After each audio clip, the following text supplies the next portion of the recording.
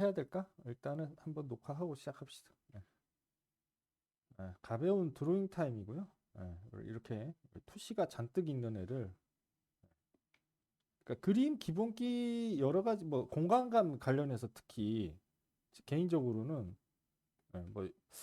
뭐 더 좀 스마트한 연습이 있을지 모르겠는데 개인적으로 제가 좀 즐기는, 이게 좀 스트레스 덜 받고, 나는 오히려 이런 게 스트레스 덜 받고 재밌더라. 이게 약간 요런 계열이에요. 이렇게 얘의 입체 공간을 크게 설계하고, 크게 박스를, 이 공간에 누워 있는 박스를 크게 상상을 해보시고,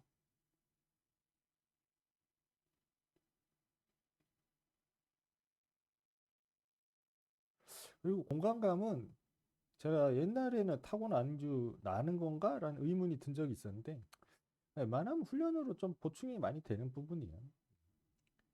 그 공간감이 눈이랑 좀 상관 많이 있는 것 같아요. 개인적으로는.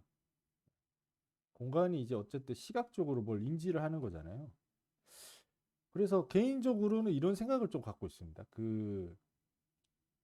이거는 예를 들면 이 입체에 그러니까 요런 거 그리실 때는 얘가 생긴 이렇게 겉을 따라가기보다는 그 바닥이랑 닿고 있는 단면을 좀 생각해 보세요. 바닥이랑 단면이 어떻게 생겼을까? 그러니까 이쪽 면을 보면 이렇게 요러한 단면에다가 뭐 요러한 단면이 두 개가 있고 뭐 이렇게 이어지는 것 같아요. 그러면 얘가 이쪽 각으로 이렇게 가고 있으니까 똑같이, 그러니까 약간 요런 느낌으로, 요런 느낌의, 혹은 뭐 요런 느낌으로 진행이 되지 않을까.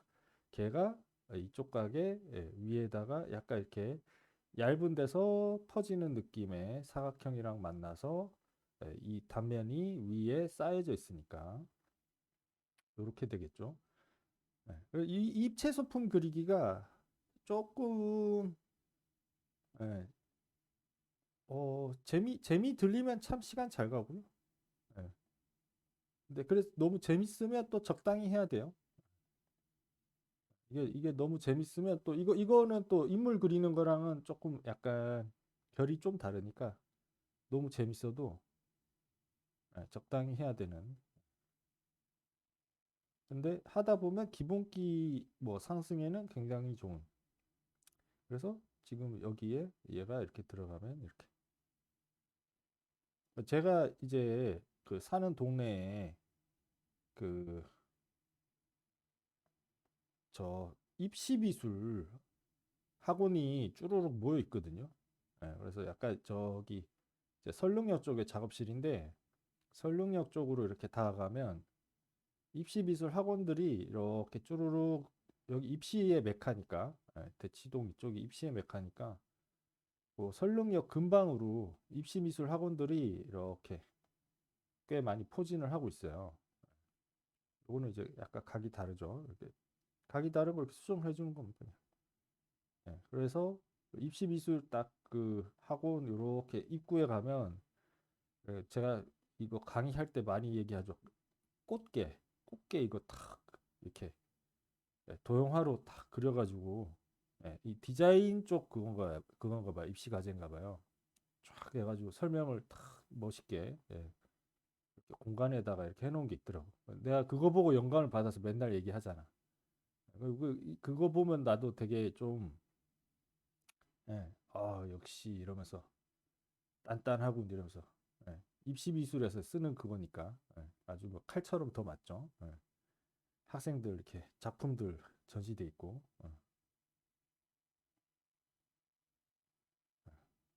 약간 그런 거 그리는 느낌이에요. 근데 이거를 이제 뭐 굳이 따지면 손풀기 하듯이 그냥 그리시는 걸 좀 추천해요. 잘 그리려고 막 이렇게, 물론 이렇게 끝장을 내는 게 그림 그린 사람한테 사실 좀 필요한 태도긴 한데, 예, 그러면 또 이 본 게임을, 이게 얘가 본 게임이 돼버리니까 그거는 좀 저는 제가 원하는 건 좀 아니고, 이 축이 이쪽으로 여기 지금 축이 이렇게 이쪽으로 계속 가고 있습니다. 예.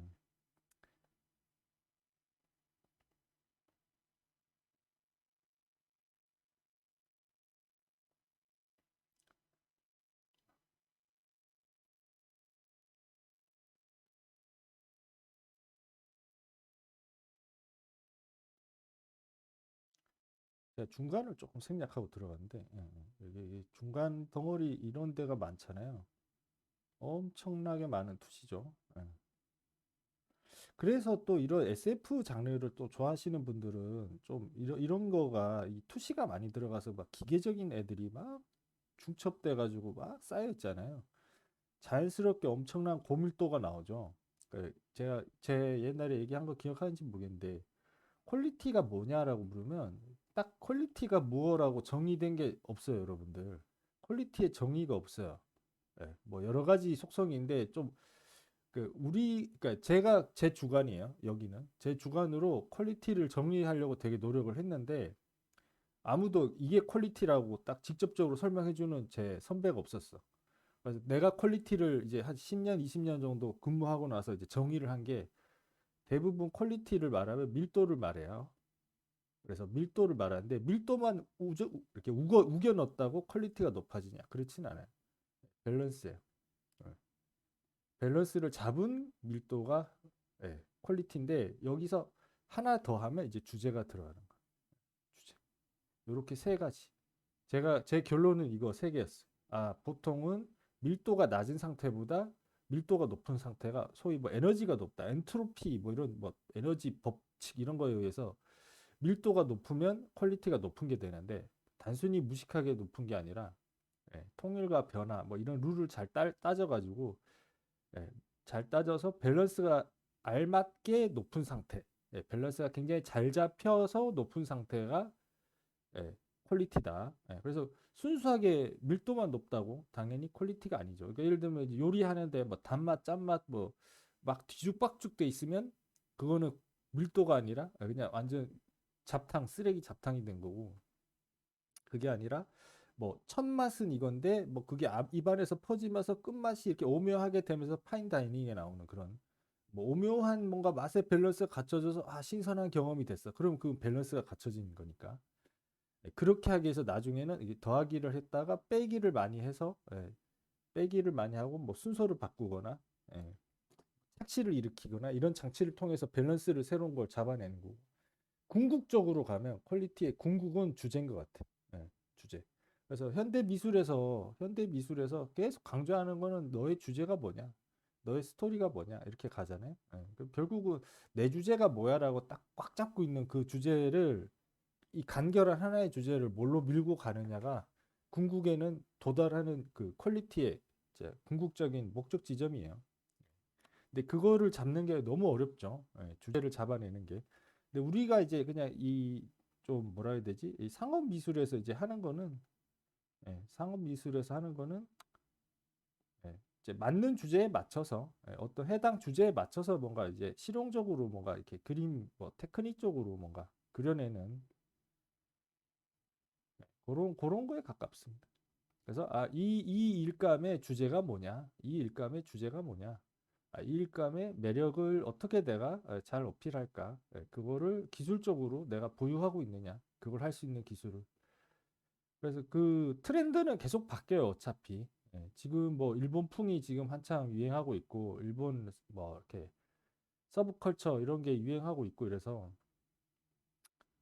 뭐 저로 얘기하면 제가 어릴 때는 뭐 무협 장르가 유행이었는데 무협 장르가 유행해서 저도 자연스럽게 무협에 빠져가지고 동양풍 이런 걸 많이 그렸어요. 그게 계기가 돼서 무협 관련 풀잭에서 일을 많이 했어요. 그렇게 무협 풀잭이 제 경력의 한 절반 정도 차지할 거예요. 그랬었는데 이제 지금 무협은 이제 대세 장르가 아니죠.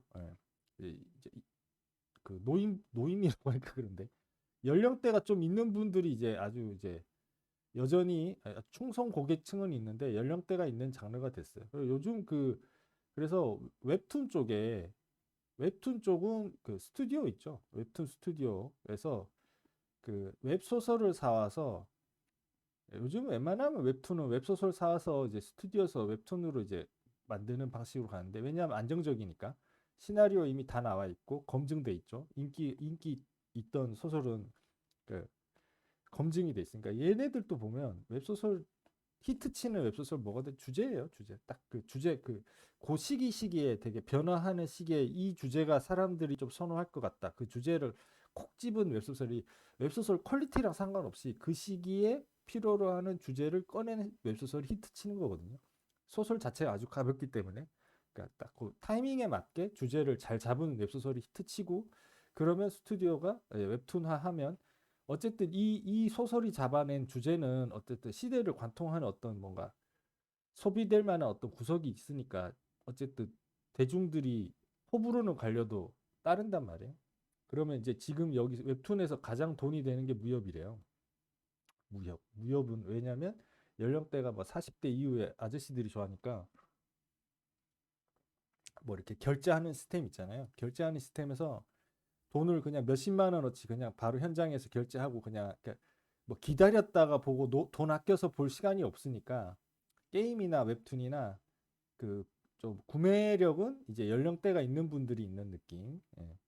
또 당연한 게 드라마 쪽으로 가면 여자분들이 예, 좀그 약간 구매력이 있는 계층으로 올라가는 것처럼 요 웹툰에서 좀 무협 쪽은 웹소설 쪽은 여자분들 뭐 거의 여성향 뭐 비엘이라든가 이런 장르가 그 시장이 있는 것처럼 웹툰 쪽은 스튜디오 체제에서는 그 무협 그 쪽이 되게 안정적으로 돈을 번다고 하네요. 그래서 무협 쪽으로 이제 옛날에 은퇴했던 뭐 만화 뭐 작가 감독 작가 만화가 분들이 작가 감독으로 붙어가지고 웹툰 연재하고 그러시더라고요. 그래서 왔대 그렇다. 음. 그런 건 이제 시대가 흐르는 거라서 그냥 그렇구나 하고 넘어갑니다. 그렇구나 하고.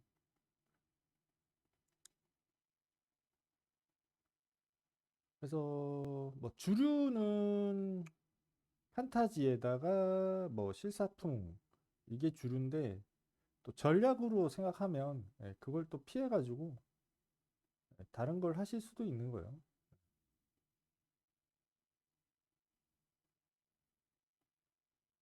네. 그래서 그런 거 하실 때는 제가 이거 하라 이런 얘기는 안 하죠. 그냥 이런 것도 있다 뭐 그런 얘기만 하고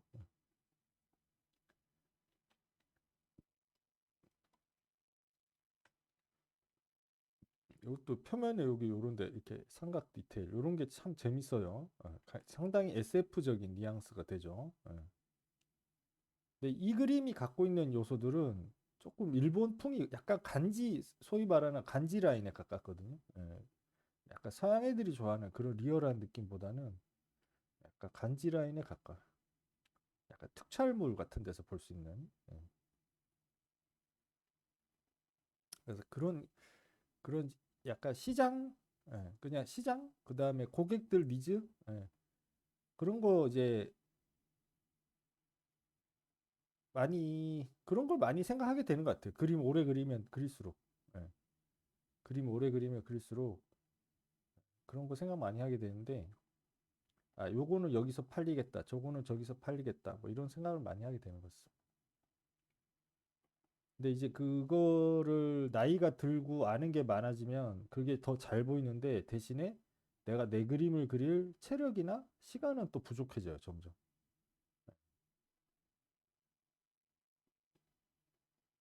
참, 그 뭐라고 하지? 지혜는, 지혜는 느는 것 같은데, 지식과 지혜가 조금씩 쌓이고 있는데, 그거를 발휘할 뭔가 체력이라던가 의지는 좀 박약해지는 느낌. 젊을 때라도 좀 해보고 싶은 걸 원 없이 좀 해보시길 좀 바랍니다. 나중에 후회하지 말고.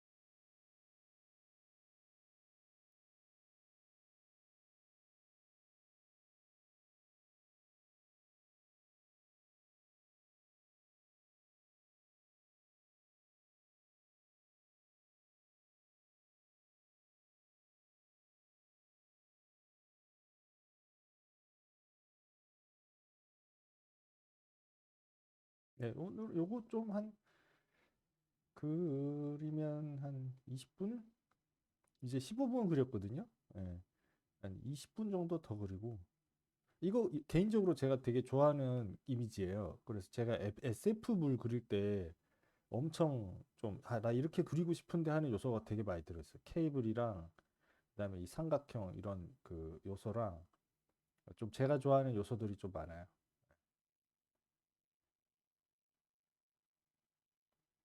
제가 좀 이상향으로 생각하는 어떤 이미지들, 예, 이좀 많이 쌓여 있어요. 근데, 예, 약간은 아까 얘기했듯이, 예, 조금 그, 약간 캐주얼한 느낌이 있어가지고, 그, 이 맛을 살리던가, 아니면 이 맛을 버리고, 예, 다르게 작업하던가, 둘 중에 하나를 해줘야 돼.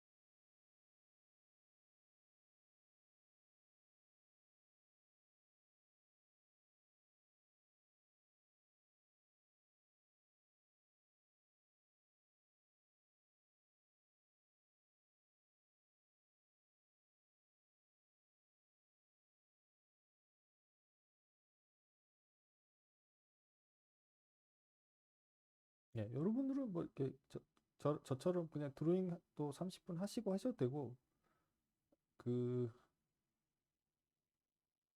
예, 예, 작업물 더 건드리셔가지고 올려두시면 올려두신 순서대로, 예, 피드백다가 20분 있다가 진행할게요. 이거 도대체 어떻게 생긴 거지? 이렇게 보니까 뭐 어떤 형상인지 알 수가 없네. 이렇게 납작하게 이렇게 디자인 된 건가? 요렇게, 요렇게 된 디자인인가? 그런가 보네.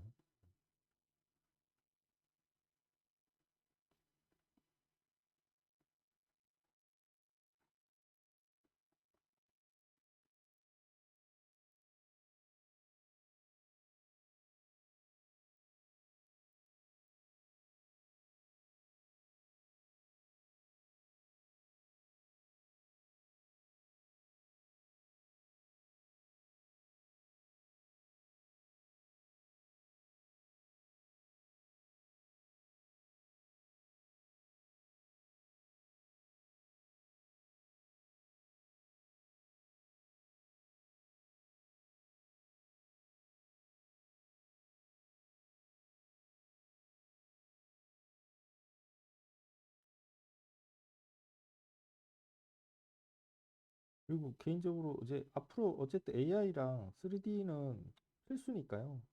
그러니까 내가 뭘 그리려고 하는 게 있고 아까 얘기했던 밀도나 밸런스를 잡는 데 있어서 AI를 한번 거쳐서 아이디어를 얻거나 뭐 이렇게 뭐 내가 요 정도 수준까지 스스로 힘으로 갈 수 있는데 여기가 내가 못 가는 아직 내 역량으로 못 가는 지점이면 AI가 여기서 뭔가 이미지들을 이렇게 아이디어를 던져줄 수가 있어요, 그죠? 예, 그래서 그걸 보는 것만으로도 참고가 되거든요. 내가 스스로 힘으로 여기까지 렌더했는데 AI가 렌더한 걸 보니까 아 이렇게 내가 좀 튜닝을 해주면 되겠구나를 AI를 통해서 또 그 배움을 얻을 수가 있기 때문에 예, 어쨌든 점점 AI나 3D 좀 스터디를 좀 게임 쪽은 특히나 게임 쪽은 해야 되는 구조로 가는 것 같습니다. 게임 쪽은 3D 스터디를 해야 되는 구조로 가는 것 같고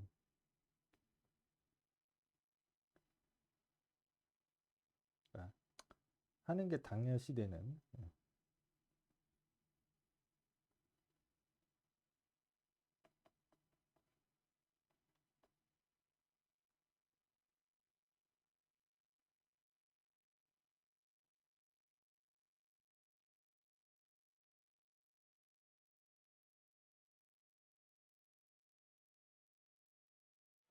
아마 올해 저도 조금씩 계획을 한 번에 진도를 다 못 나가니까 저도 올해는 조금 그쪽으로 조금 비중이 조금 더 추가돼야 되지 않나.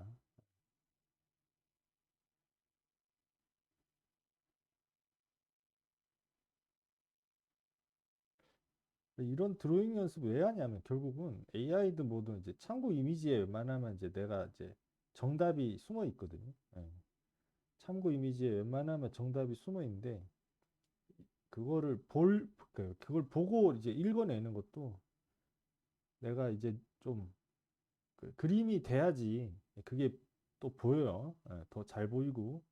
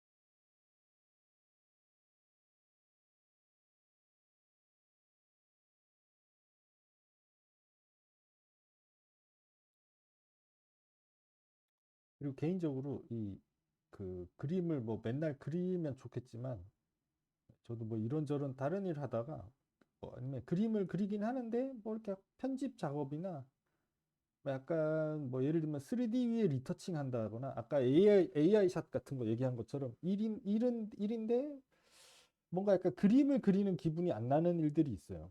편집이라던가 리터칭 관련된 뭐 약간 작업 비중이 높아가지고 뭔가 이렇게 그런 일을 너무 오래 붙잡고 있으면 확실히 좀 실력이 주는 기분이 좀 들거든요.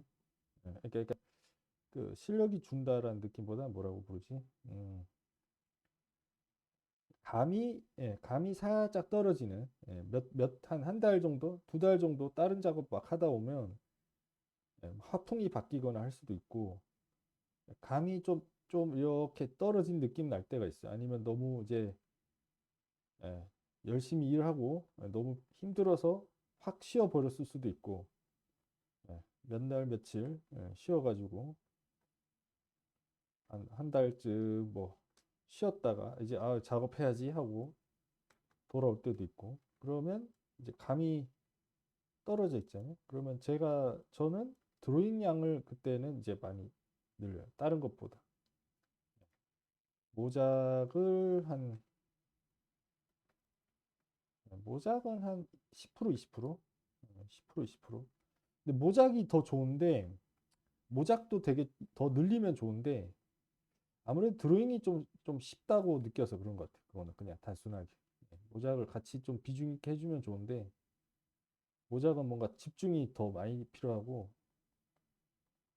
그 모작은 조금 틀리고 맞고가 조금 더 있기 때문에 저도 약간 스트레스를 받으니까 좀 손풀기에는 적합하지 않아서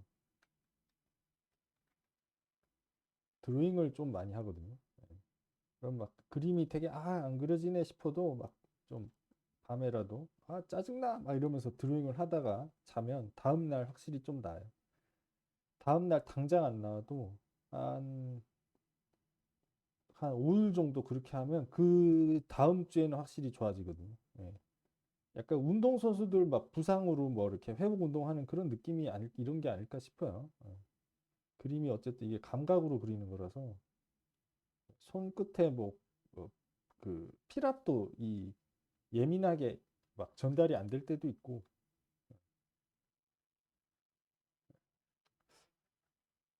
그렇습니다. 예. 그래서 드로잉으로 저는 손풀기를 많이 합니다. 좀 피곤하거나 약간 잠이 덜 깼거나 집중이 안 될 때도 좀 가벼운 마음으로 시작할 수 있어서 그런 것 같아요.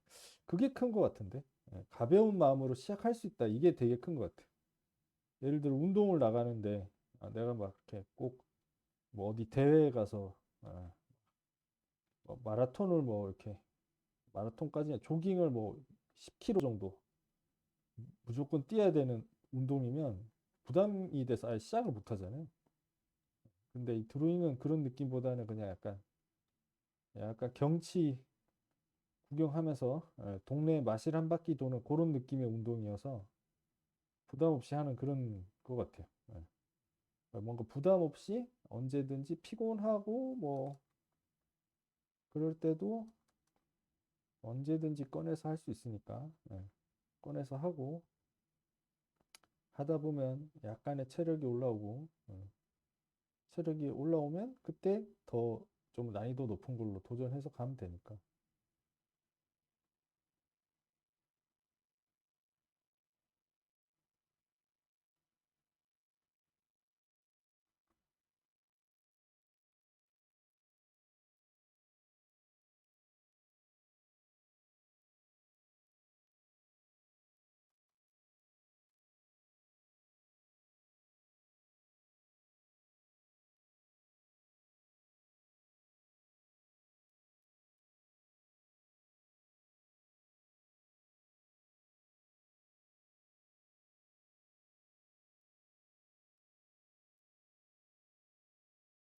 그리고 이제 자연스럽게 이런 거 뭐 이렇게 컬러로 살짝 한번 더 이렇게 더 입혀보셔도 좋은데 이제 재질을 우리가 스터디 하잖아요.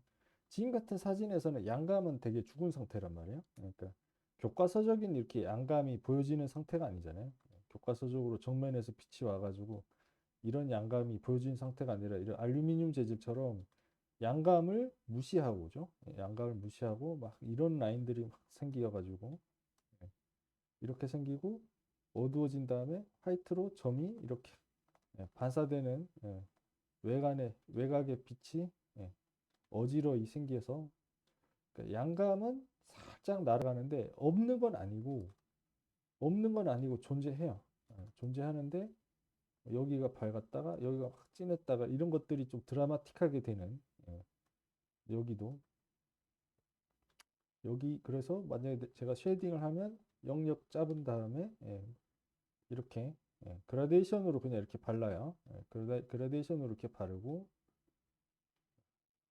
그라데이션으로 바르고 하이라이트 부분이 이렇게 흰 점으로 되게 그러니까 얘는 이렇게 교과서적인 쉐이딩이 아니라 재질이 강조된 쉐이딩이라서 뭔가 재질을 내가 좀 쨍하게 그리고 싶을 때는 지금 요런 쉐이딩을 하겠죠. 요런 양감이 아니라 재질이 더 도드라진 쉐이딩을 할 거고 이런 걸 그려보는 것 자체가 연습이 많이 될 거예요. 그러면 드로잉 이렇게 했어요. 만약에 예를 들어서 내가 그냥 이 다음에 컬러로 얘를 진행하고 싶다. 제일 쉬운 거 그냥 그 디지털에서는 멀티플라이예요. 멀티플라이로 얘를 중간 명암비 정도로 부어버리고 예, 푸르스름하니까 하늘색을 그냥 넣은 거고요. 하늘색을 넣은 거고 회색 정도로 배경에 들어가 있는 회색, 저 녹색 이런 걸로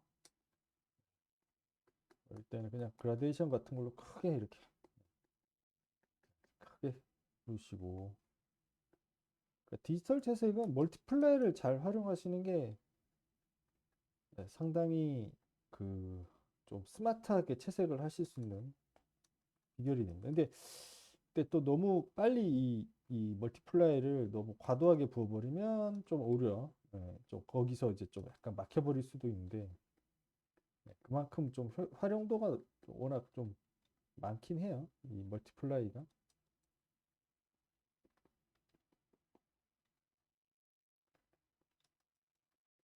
이런 식으로 초보를 한번 붓고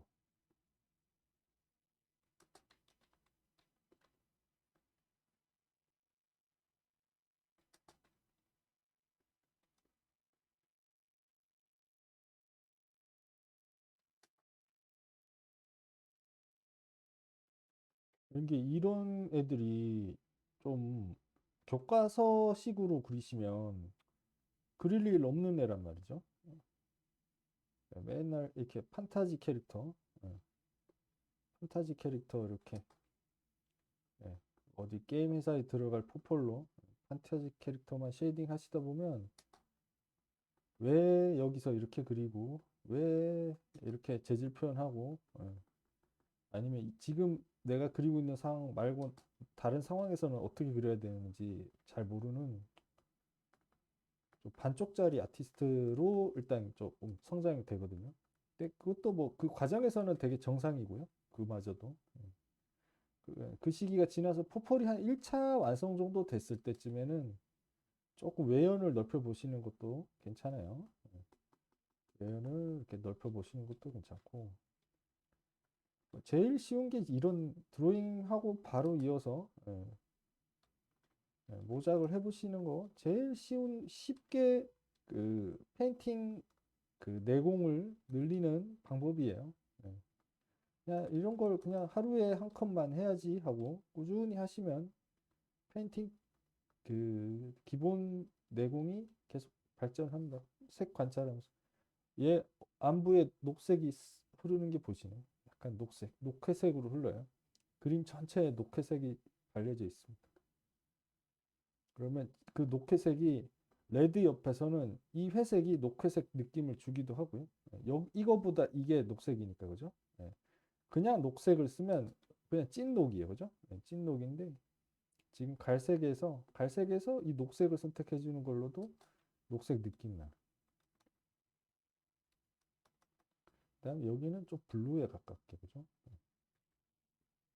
이런 색도 여기 무슨 색을 발라야 될까? 여기 채도가 제일 높은 색 어디 흐르냐? 여기 흘러야지. 보이시나요? 제일 채도가 높은 색 여기 흐릅니다. 왜 여기 흐를까? 여기가 왜 채도가 제일 높게 느껴질까? 이런 좀 질문도 한번 해보시고. 왜 여기가 제일 채도가 높지? 어떤 현상 때문에 그런 걸까?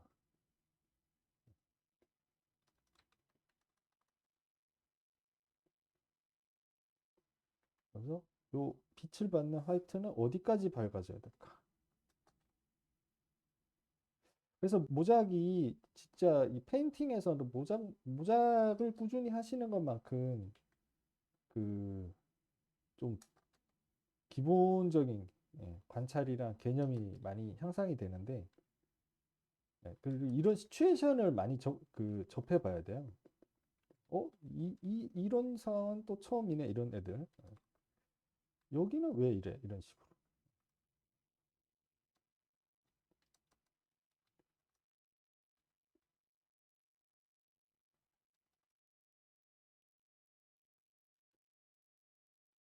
여기 지금 그 하이라이트가 어디 맺히는가? 하이라이트가 여기 이렇게 맺히죠. 더 밝은 색으로. 옆에서 오는 빛, 정면에서 오는 빛. 근데 빛이 두 개냐? 그렇진 않아요. 빛이 여기서 온단 말이에요. 이쪽 면은 옆에서 오는 빛으로 그냥 받아서 밝아지내고 얘는 똑같이 옆에서 오는 빛이 요 면에 정확하게 말하면 요렇게 기울어져 있으니까 발이 예.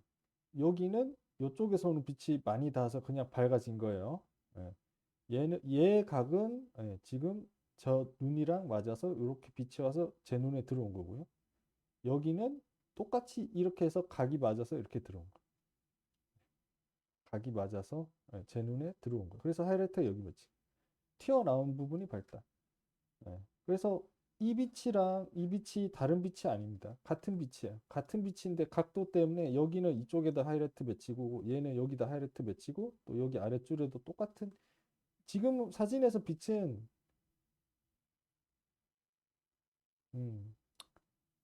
이 줄 보면 돼요. 그죠? 하이라이트 줄 보면 하이라이트 줄 보면 이제 빛 맺혀 있는 개수가 보여요. 여기서 하나가 크게 오고 그죠? 여기서 하나가 크게 와. 이쪽에서 하나가 크게 오고 요 반대편에서 약하게 하나가 오는 상황. 요 두 줄기의 빛이 강하게 맺히고 얘는 근데 전반적으로는 정면광은 여기 살짝 맺히는 있죠? 요거 하나인 거고 이쪽으로 정면에 보이는 애들 요 하이라이트 이쪽으로 지나가잖아요.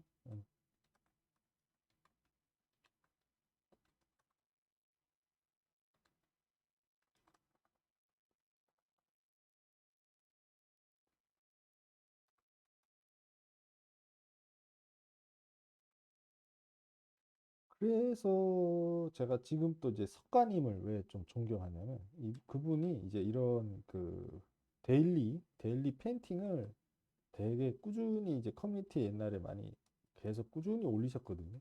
요즘은 이렇게 대외 활동을 그렇게 본인이 직접 그리시는 그림을 많이 안 올리시는 것 같아요. 근데 옛날에 이제 왕성하게 활동하실 때는 이런 그 데일리로 본인 모작한 거를 되게 꾸준히 올리셨거든요. 예. 근데 그거 제가 보는 것만으로도 공부가 되게 많이 됐어요. 아, 저렇게 붓질을 했구나. 아니면 요 스텝을 저렇게 잡으셨구나. 이러면서 그냥 지나가다 보이는 것만 봐도 상당히 도움이 됐어. 아, 저런 연습 방법이 있군. 이런 것들. 예.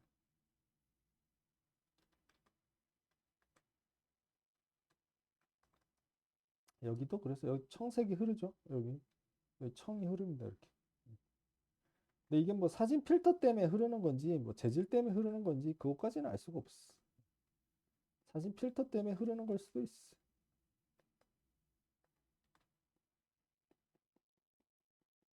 필름 효과 같은 것 때문에 이렇게 생성되고 있는 걸 수도 있습니다. 여기 위에는 살짝 채도를 좀 빼서 이렇게 회색 쪽으로 가까이 이렇게 회색 느낌에 가까이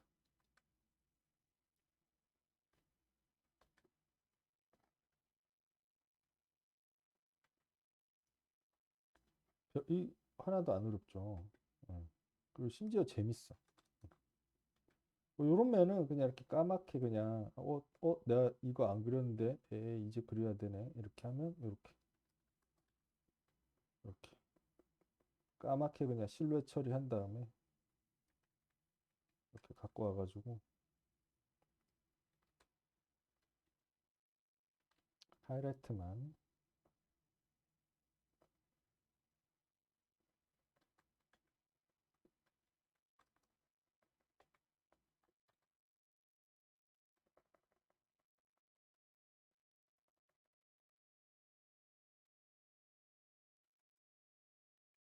재질도 자연스럽게 연습이 돼요. 예. 이렇게 그러니까 이게 다르게 말하면 그 학원에서 골드는 이렇게 칠해, 실버는 이렇게 칠해 하고 배우시면 그 오히려 그것 때문에 그림이 더 안 될 수도 있는 거야.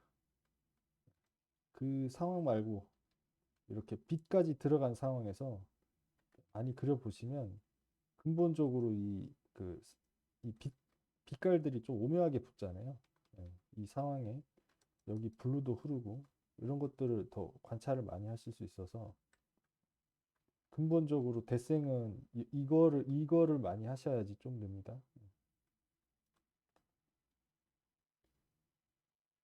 이 종합적인 결과가 어떻게 나와야 되나에 대해서 좀 감을 가지게 돼요. 종합적으로 이런 때깔이 나와야 돼. 여기 약간 그린이 흘렀던 것 같은데 이런 식으로. 이 회색은 어떤 값이어야 될까? 이 회색은 그린이 흐르는 어두운 이 회색은 어떤 값이어야 될까? 요거인데 여기서 그린을 조금 더 가야 되나? 회색을 조금 더 가야 되나? 예, 더 어두운 느낌인데. 예.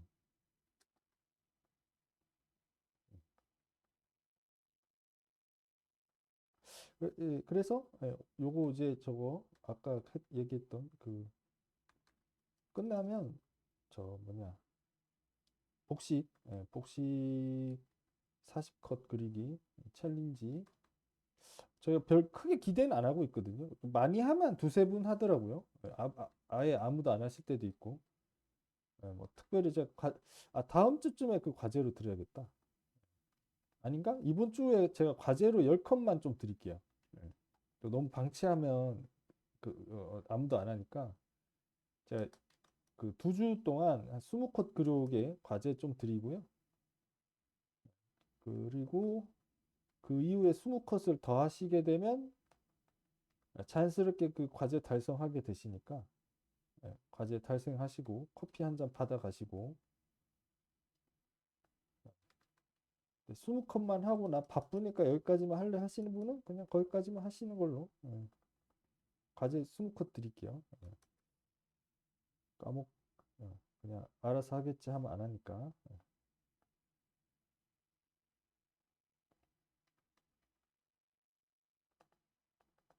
그 다음에 저거 끝나면 다음 과제가 이거거든요. 그 모자 과제 이제 그 사진 모자 100컷 는 올해 내로만 올리시면 돼요. 올해 한 해 내내 컬러 그 컬러 모자 예, 사진 컬러 모자 100컷 과제. 원래 얼굴만 100컷 하려고 했는데 생각해보니까 이러한 연습들도 다 포함시키는 걸로 하면 좋을 것 같네요. 그럼 다음에 저도 조금 더 이거보다는 조금 신경 써서 하나 더 완료를 좀 지어야겠습니다. 예.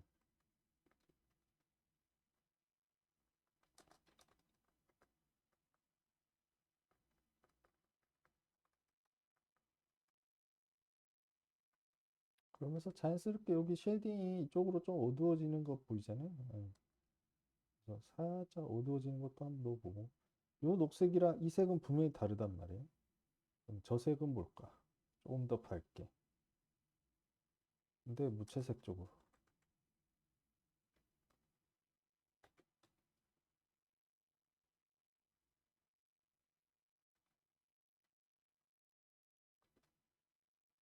그래서 한 30분? 만약 가능하면 하루에 30분만 최소 30분이죠.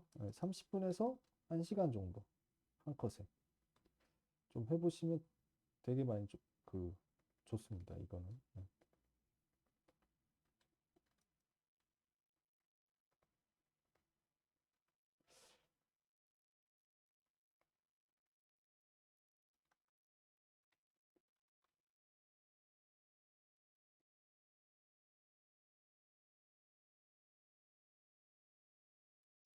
이렇게 이렇게 그리잖아요. 그러면 이 지금 제가 그리는 이 채색 순서나 이런 것들이 다 이제 습관이 돼가지고 제가 제 거 개인작을 그려도 지금 이러한 스텝으로 계속 반복해서 그릴 수 있게 좀 만들어줘요, 이게.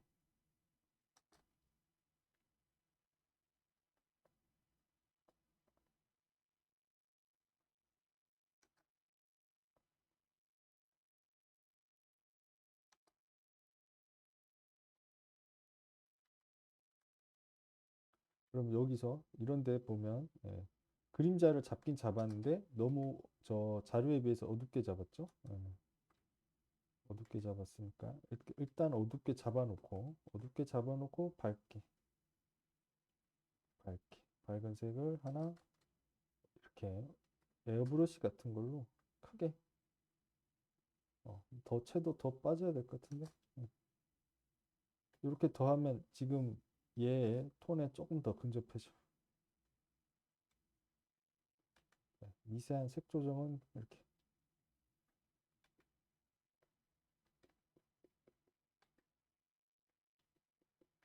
에어브러시 같은 걸로 크게 해가지고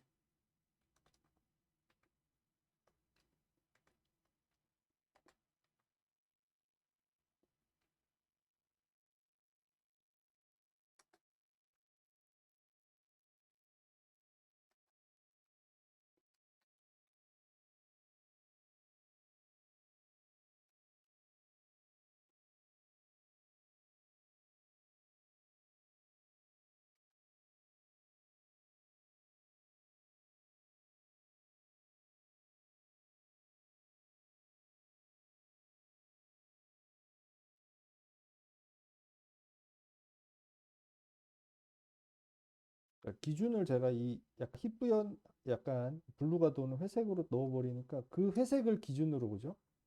요 회색보다 더 어두운 거는 이런 식으로 붓질을 더하거나 멀티플라이로 더 내려주면 되고 얘보다 더 밝은 거는 지금처럼 이렇게 그냥 노말로 찍어가지고 붓질을 해주면 돼요. 그러니까 요 회색을 하나를 붓는 게 굉장히 시간 단축에는 굉장히 중요한 스텝이에요. 중간 톤을 예상을 해서 이 그림에 가장 많이 차지하는 값이 뭐냐. 가장 많이 차지하는 값이 이거구나. 이렇게 한번 부어버리면 걔 기준으로 어두운 애는 더 어둡게, 밝은 애는 더 밝게. 붓질이나 이런 좀 쓸데없는 이런 붓질 같은 게 많이 줍니다. 일단은 오늘은 일단 요거는 여기까지. 그래서 자 마지막으로 예시 이미지 하나만 더. 요렇게 스터디 한다.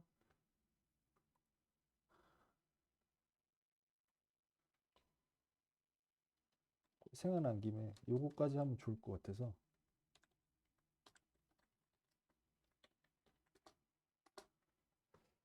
자료 중에 그러니까 나중에 이제 이거는 그래서 이 페인팅 쪽은 지금 요런 페인팅은 처음에도 좋고 끝에도 좋은데 굳이 따지면 끝에 사실 더 도움 되고 모작하시는 분들한테 특히 어, 인체 스터디 좀 들어갈 때쯤에 모작을 만약에 한다 이러면 교과서처럼 정답인 피부톤을 스터디 할 때도 있겠지만 지금처럼 톤이 살짝 들어가서 색이 확 뭔가 이렇게 날아간 색을 한번 그려보시는 게 저는 좀 추천 사항이거든요. 그렇게 두 점을 그리셔야지 이제 약간 그 좀 내가 당장 그려야 되는 거랑 실제 존재하고 있는 빛이 갖고 있는 깊이감 같은 것들을 그러니까 고점과 저점, 내가 저점을 어떻게 갖춰야 되는지, 고점을 어떻게 갖춰야 되는지, 약간 그거를 좀 해놓으면 좋아요. 그래서 예를 들면 그런 건 이제 고점에 해당하는 애들이 여기 들어가 있어요. 고점에 해당하는 애들은 여기 들어가 있는데 예를 들면 제가 전에 이 이미지 갖고 한번 얘기를 했던 것 같아요. 이거 이런 거 파랗죠 사진에 파랗게 들어가서 얼굴이 살구색이 거의 없고 파랗고 회색, 파랗고 회색이랑 핑크, 회색, 하늘색 이렇게 흐르잖아요. 예, 아주 또 비비디해요. 라이트도 헤어도 노란 헤어인데 그러니까 약간 하얀색 헤어인데 흰색을 칠할 수 없는 헤어 그죠? 얘는 무조건 파란색을 이거 찍어야 된단 말이에요. 그러니까 제가 권하는 게 처음에 모작을 두 장을 한다 이러면 이런 거 완전 빛에 의해서 완전 컬러 값이 확 변해버린 상태 이런 거 한번 모작을 해보면 좋고요. 근데 궁극적으로 우리가 많이 그리는 피부톤은 이런 애들일 거잖아요. 이렇게 살색해서 그릴 거잖아요. 살색해서 살구색에서 갈색 그거 갖고 이제 컬러 주로 요런 피부톤이나 뭐 요런 피부톤에서 많이 그리게 될 때 제가 시연하는 것도 약간 이런 톤이죠. 그러면 얘는 크게 이런 약간 비키니 사진 같은 거 있잖아요. 이렇게 비키니 사진이나 피부톤 딱 그 원화에서 딱 쓸 법한 피부톤으로 나와 있는 라이팅까지 그렇게 돼 있는 요런 애들은 요거는 요거대로 요거대로 컬러 값을 외워야 되고 저점이에요. 바디를 그리는 저점.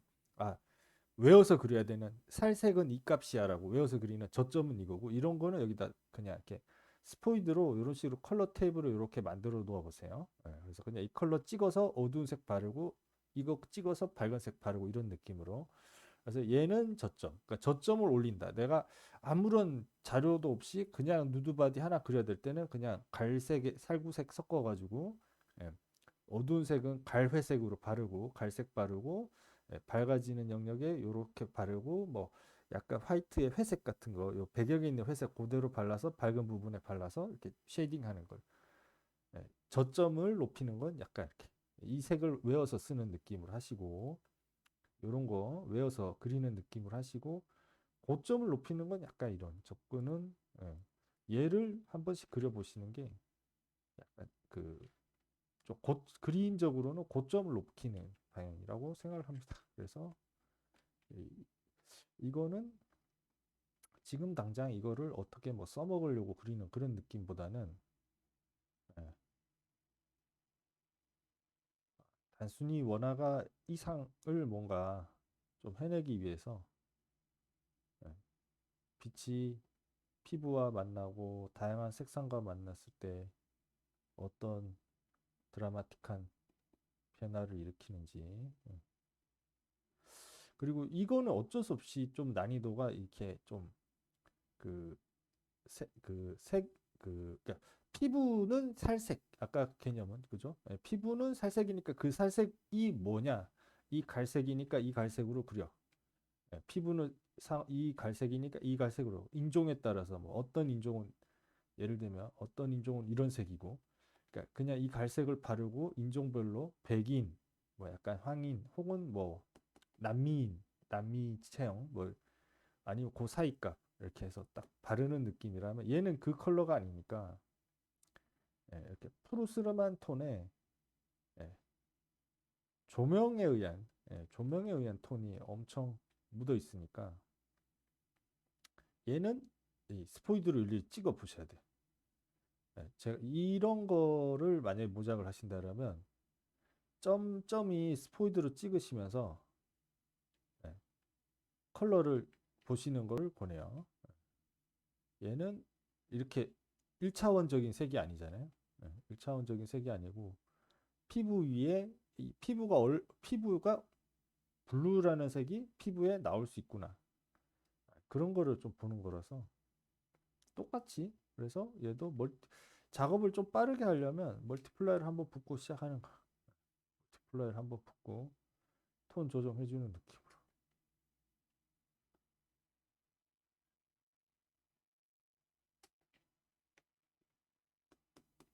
그리고 또 재밌죠. 이렇게 아까 피부 톤을 발라놨더니 이렇게 하니까 이 톤이 변하는 것까지 발견이 되고 약간 채도는 좀 높이면서 더 어두워지는 톤인데 이거는 그리고 이것도 있어요. 이렇게 해보시고 이걸로 컨트롤 U로 한번 바꿔보세요. 채도가 더 높은 건지 그린인지. 그린으로 좀 더 가야겠죠. 채도는 더 높아져야 돼요.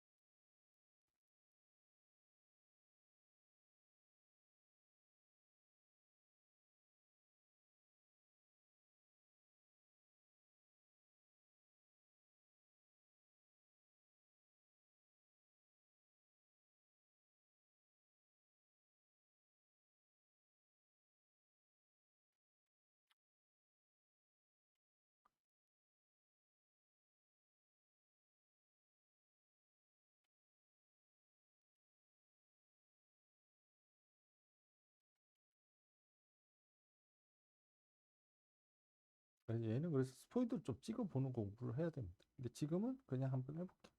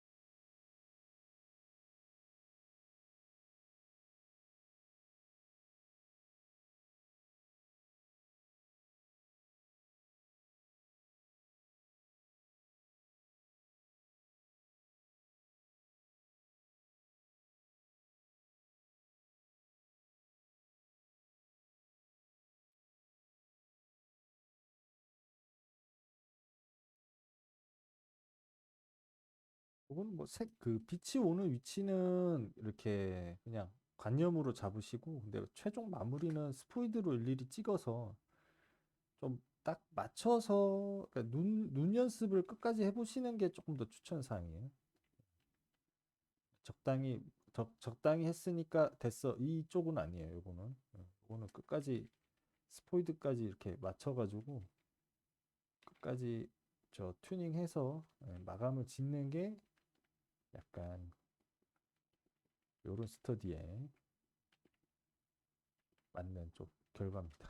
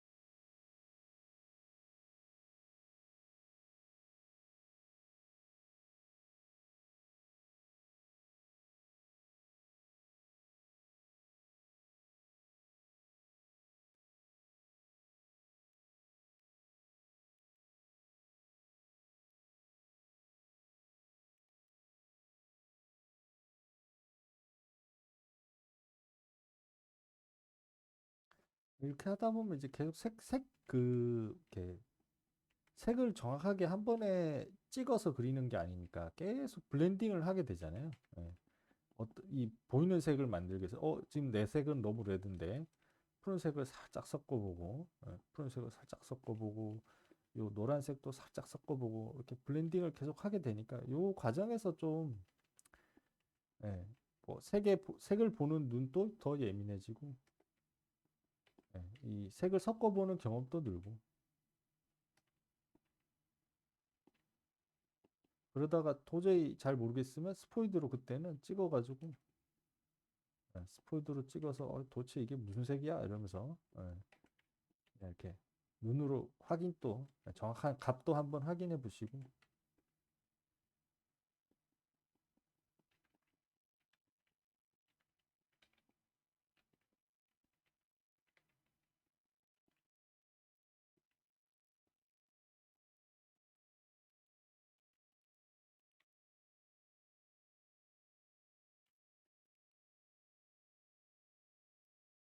그리고 여기 분명히 흰 머리인데 어두운 영역에서 푸른빛만 오니까 굉장히 푸르게 됐어요. 그죠?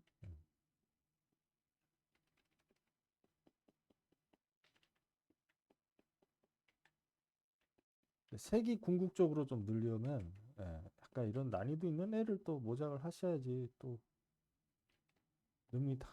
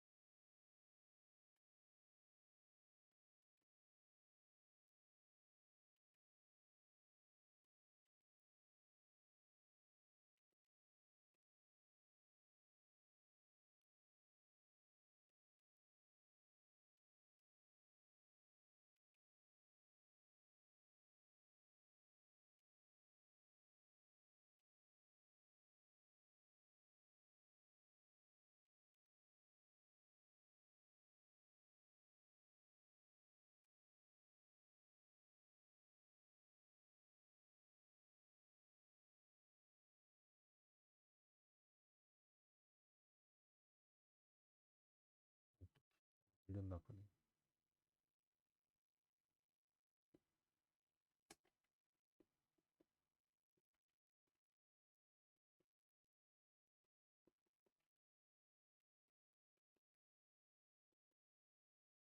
점묘로 어, 점묘하듯이 브러쉬도 해보고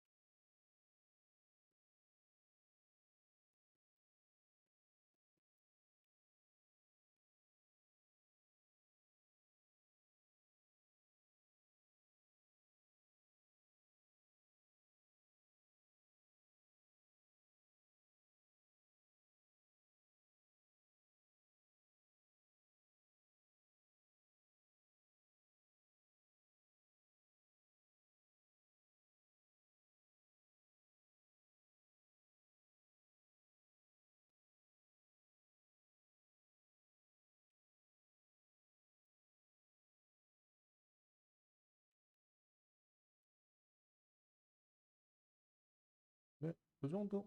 벌써 1시간 넘었네. 예. 예, 이거 마지막 거는 원래 계획이 없던 건데 갑자기 이거 한번 모작하고 싶었는데 생각나 버려가지고 해봤습니다. 다음에 얘는 제가 한번 그 시연할 때마다 한 번씩 한 여러 번 좀 도전해보면 재밌을 것 같아.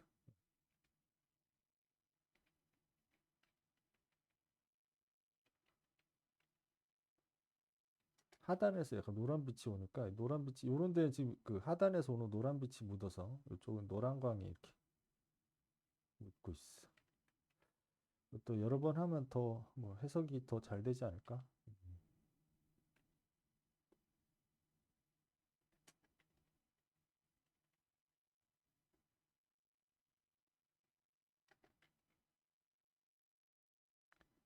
이 레드가 뭘까? 위치 이동해서 찾아보면 이렇게 나오잖아요. 음, 지금 그러니까 밝은데 그죠? 채도는 높은 이런 데 있는 컬러네요. 음, 그다음에 저 여기 있는 피부는 이 정도로 하면 어떨까? 더 어두워져야겠네요. 네.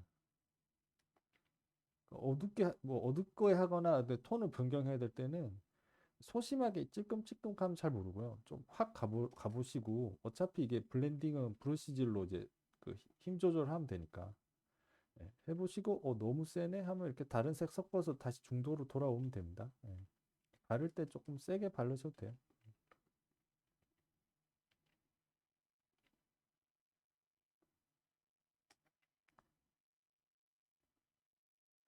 그리고 여기는 되게 부드러운 쉐이딩이라서 원래 이제 저 사진에 대한 모작이면 이렇게 부드럽게 하는 게 맞거든요. 예. 부드럽게 하는 게 맞는데 약간 그 요즘 좀 교육용으로 교육용으로 조금 이제 좀 설명을 하면 내가 이런 그림을 그리는 상황이다라고 하면 좀 이런데 저라면 좀 이렇게 세게 이렇게 할 것 같아요. 빛 하나를 좀 약간 더 강하게 강하게 좀 라인이 생기게 할 것 같아요. 요런데 이렇게 좀 그림자 강해져야지 이게 양감이 좀 찢어지거든요. 예. 그러니까 나중에 또 그 붓질이랑 터치는 계속 더 해가지고 부드럽게 만드는 거는 기회가 얼마든지 있어요. 그, 그 끝낼 때까지 붓질로 부드럽게 풀 수 있는 기회는 계속 있으니까 지금 이 시점에는 이런 데를 조금 쨍하게 이렇게 하단에서 오는 빛에 의해서 좀 쨍하게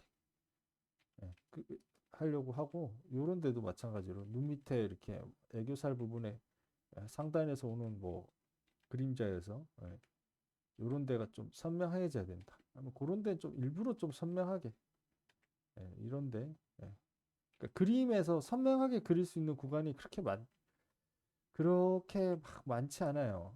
그런 거를 찾아가지고 혹은 없으면 만들어서라도 좀 선명하게 만들려고 계속 노력을 해야 됩니다. 그래야지 그림이 그 마감 퀄리티가 올라가요. 마감 퀄리티.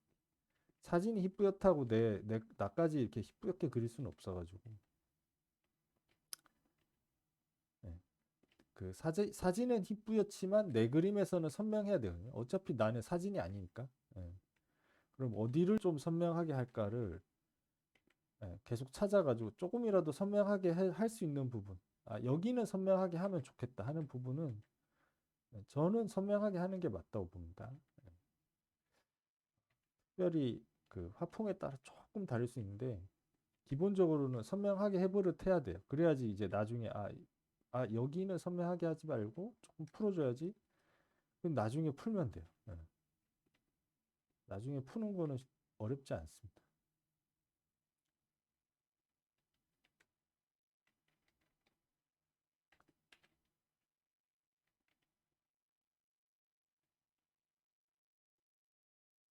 이게 이제 밝은데 노란기로 조금 더 가고 그죠?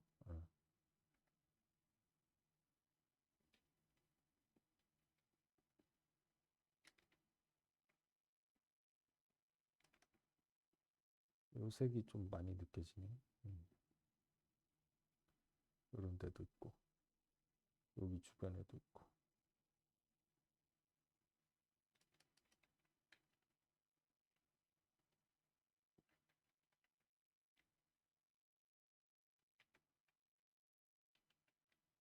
자, 이런데도 예를 들면 이렇게 코 뒤에 이렇게 좀 그림자가 생겨야 된다. 처음에는 쨍하게 하고 나중에 이렇게 정리하면서 이렇게 뭐 부드럽게 그냥 에어브러시를 좀 더 해주면 돼.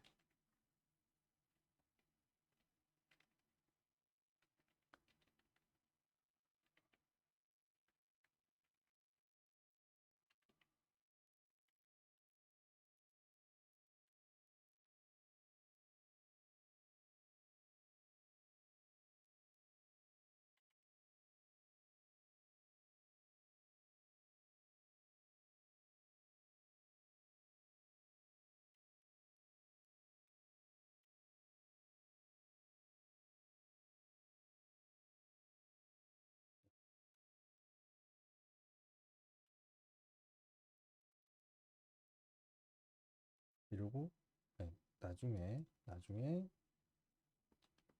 풀어주고 풀어주기는 나중에.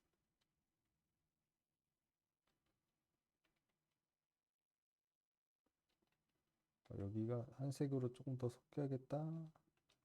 색으로 나중에 풀어주고.